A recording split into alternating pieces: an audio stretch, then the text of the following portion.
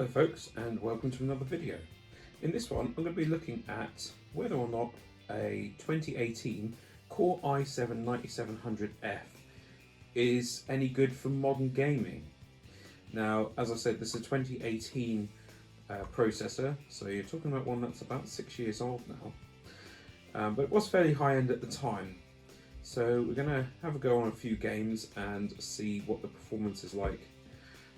This is a 120Hz panel running at 1080p, so it should give the CPU a fairly good test of its performance and a little bit of a stress test really.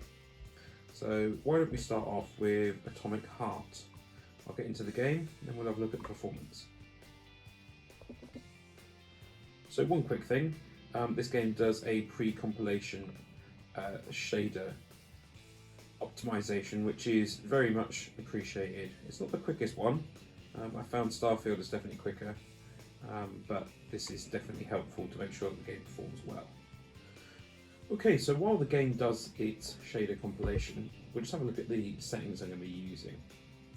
So I tend to leave a little bit of image sharpening on, obviously full screen, VSync is off, 120Hz cap though, so 120 frames per second cap.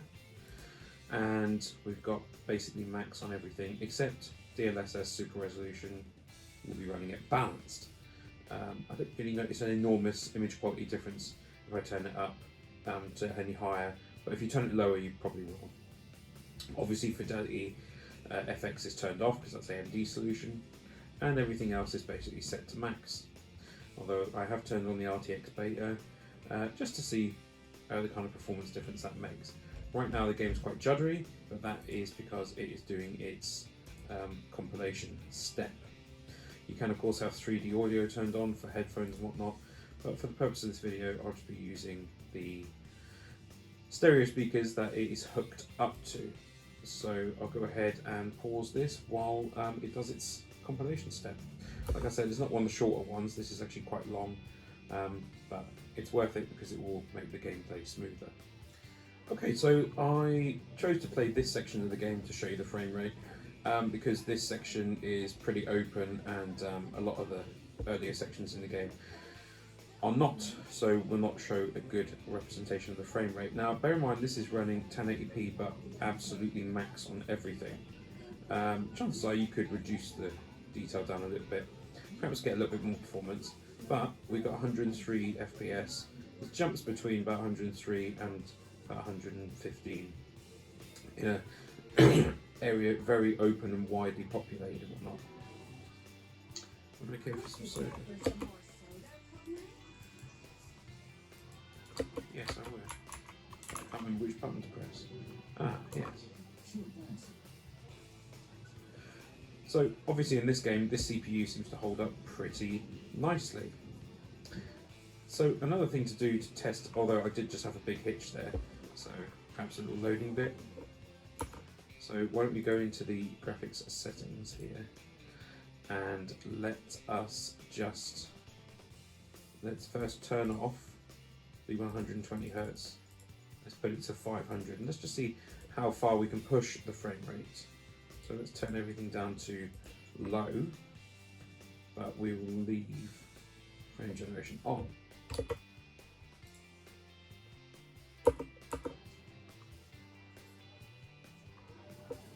Looks like another bot got stuck in the tree. I know it's got to you.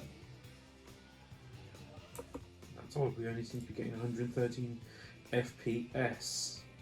So obviously something else is holding us back there, but I don't think it's the graphics card. Let's go ahead and turn off frame generation, see if that makes any kind of difference.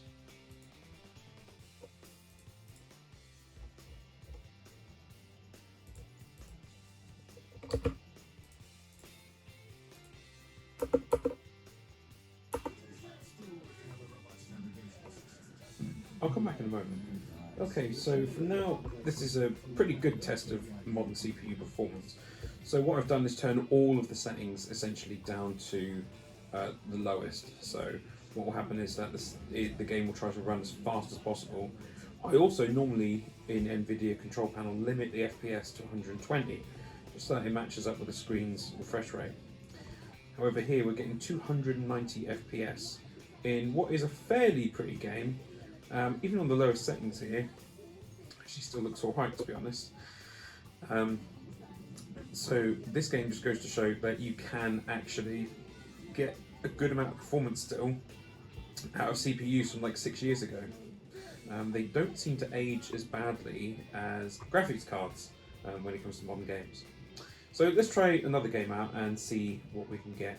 Let's try The Witcher 3, but on the lowest settings. Okay, so as with Atomic Heart, what I've done is lower all of the graphics down to the absolute lowest settings, which I'll be honest, actually still doesn't look terrible. It's got frame generation on, because I figure that will hit the CPU even harder then. And what we're looking at here is 350 FPS on all the lowest settings. So we just go back in there into, let's have a look in video graphics. So as you can see, basically everything is set to its lowest settings.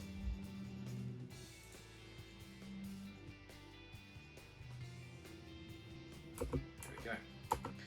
Yes, and what we're hitting here in what is a fairly impactful area is 311 FPS. So even if we went to Novigrad, we would still be getting a really high frame rate. So what's the lesson so far? Well, it seems that these older CPUs can hold up pretty well, especially if they were decent at the time. And let's say you've put in, like I've got a tower cooler on there to kind of hopefully keep it nice and freezy chill, and it seems to be working. So 324 FPS. That, I mean, it's like the smoothness of it is obviously ridiculous.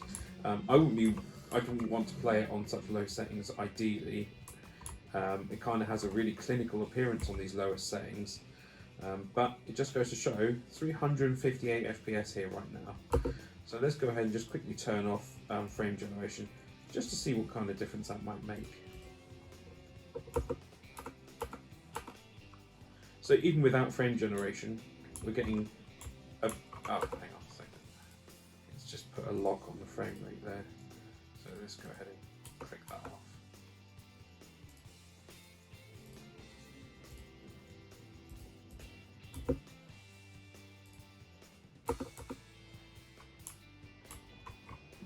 For some reason it seems to be wanting to lock. Have I missed something else? There we go. Even without frame generation, we're talking 175 FPS. So definitely, if you're playing The Witcher 3, which is still a demanding game even today with its latest upgrades, you can, reliably be looking at over 200 FPS, and if you use frame gen, even higher.